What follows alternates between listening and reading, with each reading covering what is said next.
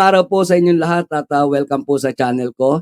Pag-usapan natin ngayon ito, FL Lisa. Sabi ni Glenn Chong, mga kaibigan, ay national problem, 'di ba? Nilagyan ko ng kasunod na tanong. Ikaw Glenn Chong, ano ka? 'Di ba? Ngayon bakit natin pag-uusapan 'to, mga kaibigan? Kasi kahapon ay nagkaroon ata ng mautog rally na naman, no? Mautog mura rally doon sa somewhere down the road. No, somewhere in parting Visayas ata 'yon, no, mga kaibigan, dahil Bisaya yung salita ni Glenn Chong, no, mga kaibigan. So somewhere in Visayas, no, ay nagkaroon ng mautog mura rally kahapon, mga kaibigan. And napadaan sa newsfeed ko, 'di ba? Ngayon nung mapadaan sa newsfeed ko, saktong-sakto ang nagsasalita doon ay itong si Glenn Chong. And saktong-sakto naman doon sa aking narinig, mga kaibigan, na eto nga ipaparinig ko din sa inyo, no? At yun na ngayon ang ating yun na ngayon ang ating pag-uusapan, okay? Ito, panoorin natin mga kaibigan, ha? Si Glenn Chong, yan na. Ang national animal. Ang national animal daw ay Carabao, sabi ni Glenn Chong, ulitin natin yan. Ang Carabao ang national animal. Hindi ka pa magkamali, no, mga kaibigan. Sabi niya, ang Carabao daw, ang national prag, parang prag pa tayo, sasabihin niya, di ba? National prag daw ang Carabao. Pero nabago naman, no, naituwid kaagad ni Glenn Chong. Sabi niya, ang Carabao ang national animal. Sabi niya, ha? O tuloy. Ang sampagita ang national flower. Ang national flower daw ay sampagita. Si Lisa Marcos ang national problem. Sabi niya, si Lisa Marcos ang national problem. Diba? Alam niyo, mga kaibigan, eto lang nasisimplihan natin. Sabi ko sa'yo, sisimplihan lang natin, ano? Ang tanong ko lang dito, mga kaibigan, di ba? Kasi before pa nito, ay meron siyang nabanggit, no? Hindi ko na kinuha 'yon, no? Meron siyang binanggit, nagkwento siya ron na dati magkasama sila nagkakasama sila ni FL Lisa, di ba? Kumbaga ay very close sila dati ni FL Lisa. As per dito sa kwento, no, ni Glenn Chong bago pa dumating dito sa national problem. Sabi niya magkasama raw siya. So ako, ang tanong ko doon, mga kaibigan, ay anong hugot nitong si Glenn Chong? Di ba, mga kaibigan, anong hugot ni Glenn Chong? Di ba? Ano ang pinanggagalingan ng matinding sama ng loob ni Glenn Chong, mga kaibigan, kung bakit ganun na lang, di ba, ganun na lang katindi yung mga salitang binibitawan niya, di ba, mga kaibigan, na ito yung alam niyo, mga kaibigan, I think Glenn Chong is an abogado, attorney, di ba? Attorney Glenn Chong, ayan, nakalagay dyan, attorney Glenn Chong, di ba? Isang attorney, pero mga kaibigan, the way na magsalita siya, di ba, the way na magsalita siya, the way na mambalahura siya, ay, yun yung parang pambabalahura ng isang mal-edukado. Diba? Pag sinabing mal-edukado, walang pinag-aralan, di ba? So ibig sabihin, mga kaibigan, ay hindi akma. Di ba? Hindi akma doon sa pangalan na nakakabit sa kanya, Attorney Glenn Chong, di ba? And secondly, mga kaibigan, ano ka ba talaga, Glenn Chong, di ba? Bakit kung pumatol ka sa babae, ganun na lang? Di ba? Parehas ba kayo ng pakpak nung kaibigan at kasama mo ngayon na bumibira at pumapayag na maging anti-government na walang iba kundi si Bibi Gandang Harry? Ako nagtatanong lang, mga kaibigan, di ba? Nagtatanong lang po tayo.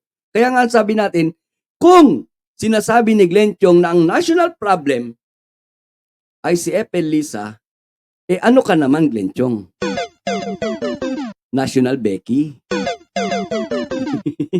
National Becky.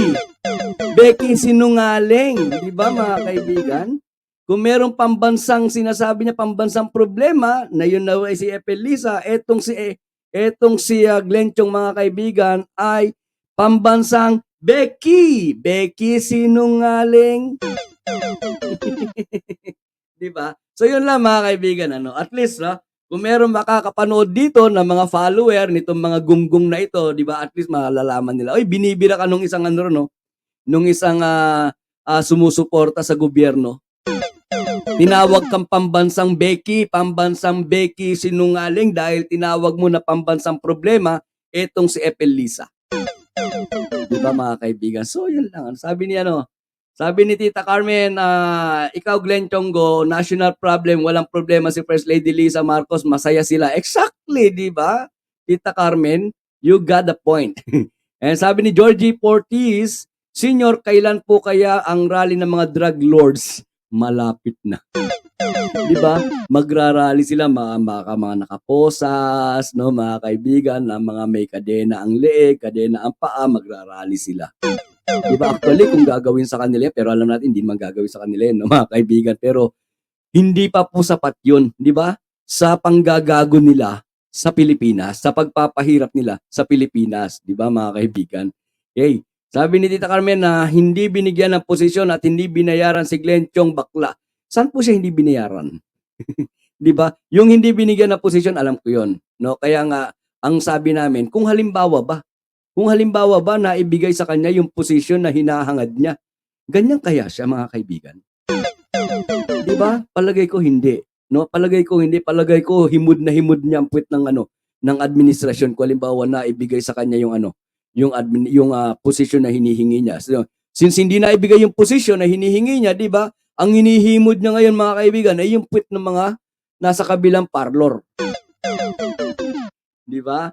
Sabi ni Max Ilarde, isa po siyang liar. Sabi ni Pogi, National Marites si Chongo, legit fake news, abogadong walang pinagkatandaan, sayang nawala sa linya ng buhay, napunta sa dark side. Sabi yan ni Pogi. And Edna Pastrana, shout out. Yes, sila ang national problem ng bansa natin. Silang mautog, attorney. Panaman, di nag-iisip. Taong bayan po kami na may Pangulong matino unlike your Lord. Exactly. No? Ang ganda ng point dito ni Ma'am Edna Pastrana. Okay? And sabi pa ni dagdag pa, pambansang liar, sabi ni Max Ilarde. And Melchor Jabalde, shout out. Bitter. Yan, bitter daw si Glenn Chong. Okay, and sabi ni Ima Rebecca Lagbay, pambansang syunga. Pambansang syunga, Abu Gaga, jokla. Mga salita na yan, jokla, mga kaibigan, okay. And sabi ni Pogi, malapit na silang i-firing squad ni BBM version ng Marcos Jr. Okay. And mag-rally si Sara Mau sa Luneta, 200 pesos per head. Oh, totoo po. And at Rebecca Lagmay from Ma'am Jo, Nilda Arceo from Ma'am Jo and Pogi, sir, magkano kaya talent fee niyan sa mga Duterte? Malamang sa malamang. Humigit sa humigit. Diba? Hindi pwedeng humigit kumulang, kundi humigit sa humigit.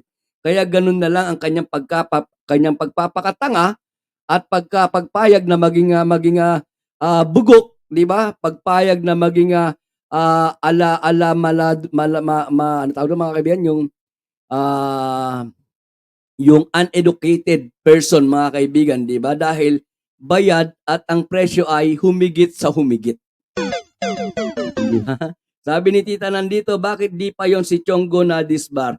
I think mayroon ng mga naka-file na kaso sa kanya, same thing with Harry Roque, mga kaibigan, Hintayin na natin, Hintayin na lang po natin kung kailan yung hatol sa kanila para sila ay ma-disbar na. Okay? Sige, one tansan 7,000. Sabi ni Pogi. And Teki Mine is in the house. Teki Mine, shout out.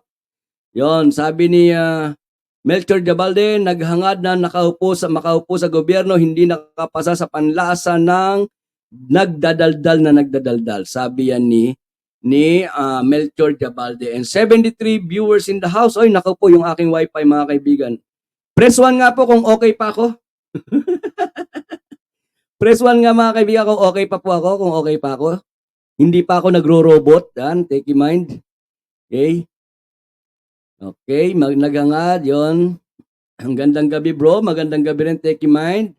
And Joseph Bangog, magandang gabi at God bless you. God bless you din. And shout out, Joseph Bangog. Yon, okay. So, okay pa naman. So, tuloy tayo, mga kaibigan. Yan. Ngayon, mga kaibigan, kung meron kayong gustong sabihin, gustong itawag dito kay Glenn Chong, mga kaibigan, na hindi natin nabanggit, di ba?